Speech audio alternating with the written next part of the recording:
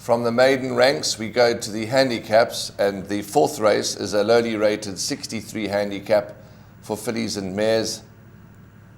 Carded to go off at 2:15, 14:15, over a distance of 1,900 meters. A tough race that opens the first leg of the first jackpot. Let's talk about a few of these runners that will face the starter. Number 1, Bell Jar. She's a mare that has not won for 923 days. She was a little disappointing in my book last time because I fancied her to win. She ran fourth, but the way she came from way off the pace was encouraging. She put in the fastest last 400-meter finish, and I give her a big chance again. I'm certainly not going to turn my back on horse number 1, Bell Jar. I think if she's a little closer to the pace from gate 1, she should make her presence felt and end that drought with regards to her win. 2, Trip to Freedom is my each-way value in the race. I quite like Trip to Freedom, the Ashawi's filly.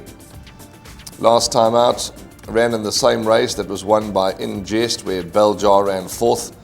Trip to Freedom was 10th, 5.90 lengths behind. I'm ignoring that run, that was on the turf. Back on the poly track where she has won and placed before, I give Trip to Freedom from a kind draw. Last time she was drawn very deep. Much kinder draw come Monday. Young Tabiso Gomede keeps the ride, takes weight off her back. For me, she relishes the poly and is the value each way selection in the race. 3, Skyfire, 8-year-old, hasn't won for 474 days. She's going to pop up one of these days. 6, Pina Colada, never won on the poly track, but certainly has placed on the surface. She seems to be battling now, gone off form. I'd include her in larger quartets. 8, Ingakara, fair run, first time out the maidens. Nicholas Patel keeps the ride. She's one to consider.